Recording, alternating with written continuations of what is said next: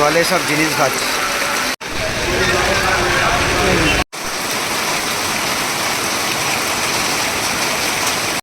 এই বর্ষার সময় প্রত্যেক বছর এরকম আবার জল জমে যায়।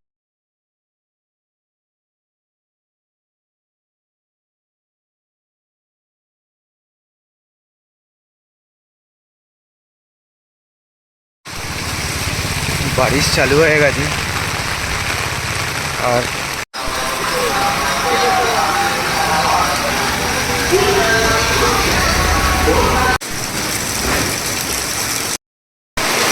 আপনারা দেখলেই বুঝতে পারছেন এখানে পুরো হাঁটু জলে গেছে। আমার পিছনে আপনারা দেখুন, আর আমি জলের ভিতরে দাঁড়িয়ে এই রিপোর্টিংটা করছি। এটা হচ্ছে ব্যবসায়ী সমিতির আন্ডারে বাজারের ভিতরে এইভাবে মানুষরা বসে রয়েছে। দোকানের ভিতরে দেখুন কোনো কাস্টমার নেই। এত জলের ভিতর দিয়ে এরা কী করে ব্যবসা করবে? এটাকে কবে সমাধান হবে সরকারই বলতে পারবে। এখানে এখন নতুন প্রশাসন, তারাই বলতে পারবে। দক্ষিণ চব্বিশ পরগনা আমতলা বাজার। প্রতিদিন হাজার হাজার মানুষ এখানে আসেন নিত্য প্রয়োজনীয় জিনিসপত্র কিনতে। সবজি, মাছ, মাংস, মুদি সামগ্রী থেকে শুরু করে প্রায় সব ধরনেরই ব্যবসা হয় এবং এটা একটা পাইকারি ও খুচরো ব্যবসা। স্থানীয়দের মতে প্রতিদিন এখানে কোটি টাকার বাণিজ্য হয়।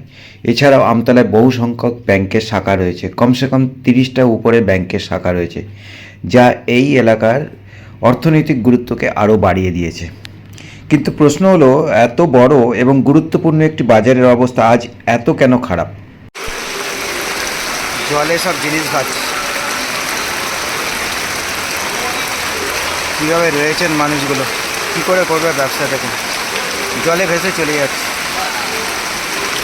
জলে ভেসে চলে যাচ্ছে।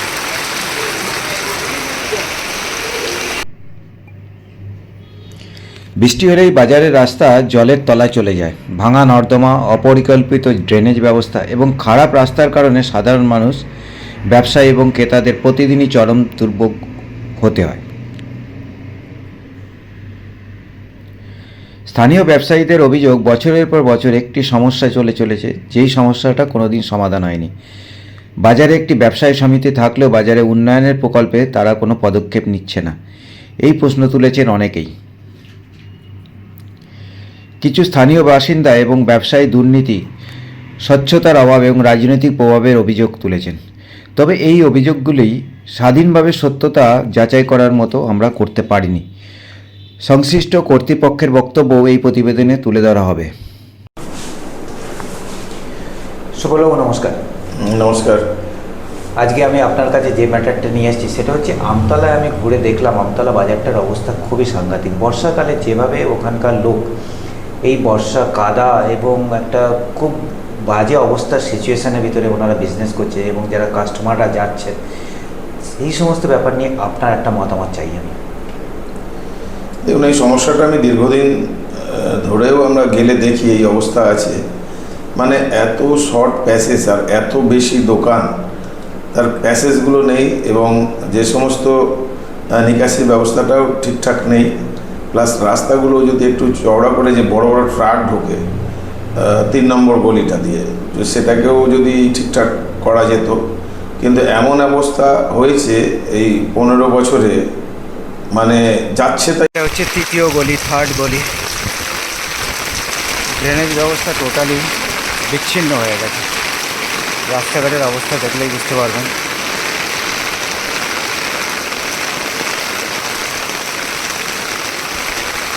এখানে এখন কাজ চলছে। ও হো হো হো হো,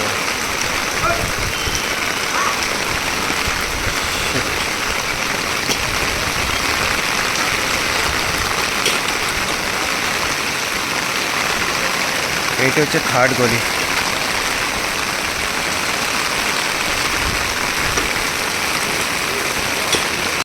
এই বর্ষার সময় প্রত্যেক বছর এরকম আবার জল জমে যায়। এখন জল নিকাশের রাস্তা নেই, তারপর ড্রেন বন্ধ হয়ে গেছে, বর্ষার জল কোথাও যাচ্ছে না, রাস্তার জল রাস্তায় থাকে, ড্রেন ফ্রেন সবই বন্ধ হয়ে গেছে। এই দীর্ঘদিন থেকে এরকমই চলে আসে। এইভাবেই আপনারা ব্যবসা করেন? এইভাবেই ব্যবসা করি, আমাদের খদ্দের নেই, এরমভাবে বসে থাকতে হয়। খদ্দের আসবে কী করে? এত জল, নোংরা জল। হ্যাঁ, নোংরা জলে আসছে না তো, এরকমভাবে পরিস্থিতি আমরা বসে আছি। এর জন্য দায়ী কে? এই জন্য একটি দায়, আগে সরকার যে ছিল সেই সরকার তো কোনো কিছু করেনি। আর এখানে তো ব্যবসায়ী সমিতি রয়েছে। ব্যবসায়ী সমিতি ছিল, আগের বারে রাস্তা হয়েছিল, রাস্তা কোনো ডেকলা হয়নি, রাস্তা ড্রেন ফ্রেন কিছুই হয়নি এখানে। মানে এখন সমিতি নেই, ড্রেন ফ্রেন হয়নি, ব্যবসায়ী সমিতি নেই এখন। কারণ ব্যবসায়ী সমিতি নতুন একটা গঠন হয়েছে, তারা যদি কিছু করে তাহলে হবে। এটা তো অগ্নিশ্বর নস্করের আওতা। হ্যাঁ, উনি জানাস করে নতুন করে উনি এসেছিলেন না গতকাল, হ্যাঁ, দু একদিন আগে? হ্যাঁ, উনি এসেছিলেন। কি বললেন? উনি বললো যে আমাদের সমস্যা চলছে, খালপাল লিখাতে ব্যবস্থা চলছে, তাই এইভাবে আমাদের এই মানে আগামী দিনে হয়ে যাবে আশা করা হ্যাঁ, যায়। আগামী দিন হয়ে যাবে। ধন্যবাদ। আশাটা দিয়েছি। ধন্যবাদ। এই অবস্থা করেছে। তো ওখানে যে ব্যবসায়ী সমিতিটা ছিল তারাও কোনো যোজনা, কোনো পরিকল্পনা কোনোদিন কিছু করেনি, সরকারকে দিয়েছে কিনা তাও জানা নেই। তবে আমরা এখন আমাদের চিন্তাভাবনা আছে যে ওখানে বাজার কমিটি তারা ওইটাকে নিয়ে একটা চিন্তাভাবনা করে একটা প্ল্যানিং পরিকল্পনা রেখে যদি আমাদের এমএলএর মাধ্যম দিয়ে, যেহেতু অগ্নিশ্বর নস্কর আছে সাতগাছিয়ার মধ্যেও কিছুটা পড়ে, বিষ্ণুপুরে কিছুটা পড়ে। আমতলা মার্কেটের উপরে যে একটা বড় দুর্নীতি হয় সেটা আপনি যদি এই ক্যালকুলেশনটা দেখেন তাহলে আপনি বুঝতে পারবেন। এইখানকার যত ছোট মার্কেটে যে সমস্ত অস্থায়ী দোকানদার রয়েছে তাদের কথা হচ্ছে, তাদের কাছ থেকে এখানে তোলাবাজি করা হতো ডেলি 100 টাকা করে। মানে নিয়ার অ্যাবাউট ধরুন এখানে হাজার এইরকম ছোট ছোট যারা শপকিপার রয়েছে অস্থায়ী, তাদের কাছ থেকে টাকা তোলা হতো। মানে ডেলি প্রায় এখানে 10 থেকে 15,000 টাকা এখানে তোলা হতো। মানে একটা বিশাল অঙ্কের টাকা চলে যেত এখানকার লোকাল নেতাদের কাছে।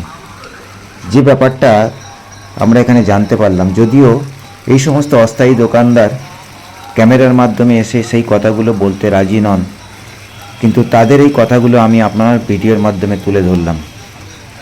তো এটাকে অবশ্যই গুরুত্ব দেওয়া হবে এবং সেটা সদিচ্ছা হচ্ছে। এখন কমিটিটা তো আগের কমিটি আছে, ওই কমিটিটা আবার নতুন করে কমিটিটা তৈরি হবে। হওয়ার পরে আমরা অবশ্যই একটা যোজনা পরিকল্পনা তৈরি করতে বলা হবে এবং বাকি যেটা আছে দেখছেন এই নিবারণ দত্ত রোড বা বারুইপুর রোড যেভাবে জল জমছে, এই জমার কারণ হচ্ছে এই তৃণমূল যে ড্রেনেজ সিস্টেমটা করেছিল, একটা আনপ্ল্যান্ড, মানে যে পরিকল্পনাটা কিভাবে করেছিল, কোন ইঞ্জিনিয়ার করেছিল জানি না, যে মূল খাল আজকে কৃপারামপুর থেকে একেবারে জোকা পর্যন্ত খালপোল হয়ে ওখান দিয়ে।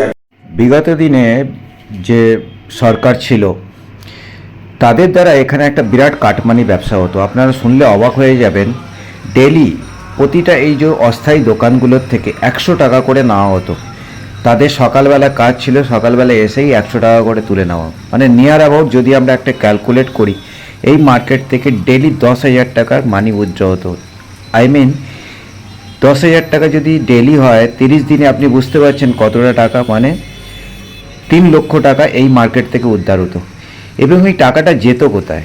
মানে একটা মার্কেট থেকে যদি প্রতি বছরে যদি 36 লাখ টাকা শুধুমাত্র ডেলি চাঁদা হিসেবে যায়, এবং সেই টাকাটা অ্যাকচুয়ালি গিয়েছিল কোথায়? স্থানীয় মানুষ, স্থানীয় বিজনেস যারা করছেন তারা অনেকেই এই ব্যাপারে অভিযোগ করেছেন, যদিও তার সত্যতা যাচাই করার মতো কোনো পরিস্থিতি আসেনি। কিন্তু তারা ক্যামেরার সামনে আসতে চাইছেন না। বিভিন্ন শর্তের মাধ্যমে তারা এই কথাগুলো জানিয়েছেন, যদিও তারা প্রকাশ্যে কোনো নাম নিয়ে বলছেন না। কিন্তু কথা হচ্ছে এখানে যে একটা করাপশান ছিল সেটা এই রাস্তাগুলো দেখলেই আমরা বুঝতে পারি। এখন এই রাস্তার দায়িত্বটাকে আমরা এখানে ব্যবসায়ী সমিতির অফিসেও গিয়ে দেখলাম কেউ ছিলেন না, কোনো কর্তা। তারা কোনো রেসপন্সিবিলিটি কে এখানকার রেসপন্সিবিলিটি নিতে চান সে ব্যাপারটাও আমাদের কাছে এখনও ক্লিয়ার হলো না। এটা যেহেতু পঞ্চায়েত এলাকা, একেবারে হুগলি নদীতে চলে যায় চড়িয়াল হয়ে, তো সেখানে দেখা যাচ্ছে যে ওইটা এমন অবস্থা হয়েছে। তারপরে পারিপার্শ্বিক যেভাবে বেআইনি প্রজেক্ট প্রমোটিং হয়েছে, তারা যে যার জায়গাগুলোকে নিকাশি ব্যবস্থাগুলো বন্ধ করে দিয়েছে। দেওয়ার ফলে আজকের যে সমস্যাগুলো হচ্ছে, এর জন্য দায়ী হচ্ছে পূর্ব সরকারের যে প্ল্যানিং এবং পরিকল্পনা। এটাকেও আমরা আমাদের বিধায়কের মাধ্যম দিয়ে ওটা পরিদর্শন করা হয়েছে। খালটা একেবারে ওই খালটাকে পুরো আপনি যদি কোন চৌকি থেকে যদি ওই এ পর্যন্ত যান, আপনার যে খাল পাড় আছে যেখান দিয়ে যাবে বজবজের দিকটা চড়িয়াল হয়ে যে এতে যাবে, ওকে। তো সেই খালটা ওইখানের অবস্থা আরও শোচনীয়। এদিকটা তো আছেই, সব খালগুলোকে বন্ধ করে করে যে যখন এসছে, আমি জানি না এখানে একটা ইরিগেশন ডিপার্টমেন্ট আছে, ভিডিও আছে, পিডাব্লিউডি আছে, তো ইরিগেশন ডিপার্টমেন্ট যেটা আছে খাল যারা দেখে তাদের যেন কোনো একটা মিনিস্ট্রি ছিল বলে বা দপ্তর ছিল বলে এটা আমরা দেখতে পাইনি তাদের। বেশ কিছু সংখ্যক ব্যবসায়ীদের কথা এটাও যে বাজার সমিতির কাছে কোটি কোটি টাকা পড়ে থাকা সত্ত্বেও তারা এই রাস্তাটার কোনো দিন প্রপার সিস্টেম একটা বানাননি। না আছে একটা প্রপার ড্রেনেজ সিস্টেম, না আছে কোনো একটা প্রপার হিসাব, না কমিটির কোনো হিসাব হয়। মানে একটা রাজনৈতিক এবং অনৈতিকভাবে যে কাজটা চলেছে এতদিন পর্যন্ত, আগামী দিনে আমার মনে হয় যদি ব্যাপারটা প্রশাসন একটা কঠোর ব্যবস্থা নেন, তাহলে এই বাজারটা, যেটা দক্ষিণ 24 পরগনা আমতলা একটা বড় বাজার, এখান থেকে কোটি কোটি টাকা বিজনেস হয়।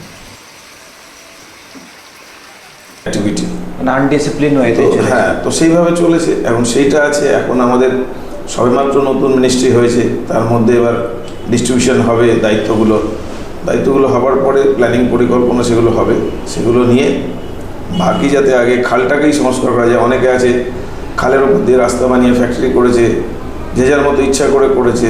একটা যে তার থিকনেসটা দেবে পাইপের, সেইগুলো একেবারে কেউ অল্প একটু দিয়ে দিল, কিন্তু জলটা যে একটা স্রোতটা যাবে সেই রকমই নেই, কেউ বলার নেই, সব ম্যানেজ হয়ে গেছে। আগে দেখেছেন তো করাপশন, দুর্নীতি, টাকা দিয়েই সব হয়ে যাবে, টাকা দিয়ে সব। তো সেগুলোই হয়েছে আজকে, যার জন্য মানুষের এই ভোগান্তি। তবে আশা করব আমাদের সরকার মানবিক সরকার, এবং এই সরকার এই বিষয়গুলোর উপরে একেবারে যথেষ্ট গুরুতরভাবে গুরুত্ব দিয়ে দেখবে। কারণ দেখেছেন আমরা ক্রাইম, যেগুলো অপরাধ জগৎটাকে যেভাবে আস্তে আস্তে করা হচ্ছে, গুন্ডা দমন আইন আনা হয়েছে, সেগুলোকে যেভাবে হবে। আর প্রজেক্ট প্রমোটিং যেগুলো বেআইনি করবে তাদের পরিষ্কার বলে দেওয়া হচ্ছে, এনভায়রনমেন্টকে বাঁচিয়ে করতে হবে, নিকাশি ব্যবস্থা আগে চাই। মাটি কাটতে গেলে, পুকুর কাটতে গেলে, বন্ধ করতে গেলে, একটা পুকুর কেটে তবে তোমাকে একটা জলাজমি বন্ধ করতে হবে বা পুকুর বন্ধ করতে হবে, সিস্টেমেটিকভাবে চালাতে হবে। পুরো মানে বেহিসাবই ছিল আর কি, মানে সিস্টেমটা। সেই সিস্টেমগুলো যতক্ষণ না আসবে ততক্ষণ তো কিছু করার নেই, একটু সময় লাগবে। আমরা বিষয়টা গুরুত্ব দিয়ে অবশ্যই দেখবো, দপ্তর ডিপার্টমেন্টগুলোকে দিয়ে যাতে কাজ করা যায়। ওকে সুবল বাবু, থ্যাংক ইউ সো মাচ আপনার সাথে কথা বলে, আপনার মূল্যবান অ্যাডভাইসের জন্য থ্যাংক ইউ সো মাচ। ধন্যবাদ, নমস্কার। Thank you. এবং আশপাশের সমস্ত অঞ্চলের সমস্ত যে পাইকারি মার্কেট, সেটা হচ্ছে এটাই। সুতরাং এইটার উপরে ইমিডিয়েট সরকারকে নজর দেওয়া উচিত। এবং আমার রিকোয়েস্ট থাকবে আমাদের যে লোকাল এমএলএ অগ্নিশ্বর নস্করের মহাশয়ের কাছে, তিনি যেন এই ব্যাপারটা ইমিডিয়েট দেখেন এবং এই রাস্তাটা, এই বাজারের রাস্তাটাকে যেন ঠিক করার চেষ্টা করেন। তাহলে সাধারণ মানুষের একটা সুস্থভাবে মার্কেট করা, ডেলি জিনিসপত্র কেনার তাদের সুবিধা হবে। এবং এই যে বাজারের যে সমস্ত দোকানদার, ছোট ছোট যারা ব্যবসায়ী, তাদেরও অনেক সুবিধা হবে। যদি এই ভিডিওটা ভালো লাগে প্লিজ লাইক করুন, শেয়ার করুন, যাতে সে যাতে মানুষের ভিতরে এই ভিডিওটা পৌঁছন, যাতে আপনার আওয়াজ, আমার আওয়াজ আমাদের প্রশাসনের কাছে পৌঁছে যায় এবং প্রশাসন অতি তৎপরতার সাথে এই ব্যাপারগুলো দেখেন। দীর্ঘ 50 বছর ধরে যে কাজটা আমরা কেউ করে উঠতে পারিনি, হয়তো আগামী দিন নতুন সরকার সেই কাজটা করতে পারবে, এটাই আমার আশা। যদি ভিডিওটি ভালো লাগে প্লিজ আমার চ্যানেলকে লাইক করুন, সাবস্ক্রাইব করুন। আমি অনুপ কুমার, আপনারা দেখছেন ডায়মন্ড নজরদারি। আজকে এই পর্যন্তই, ভালো থাকবেন। জয় হিন্দ, বন্দে মাতরম।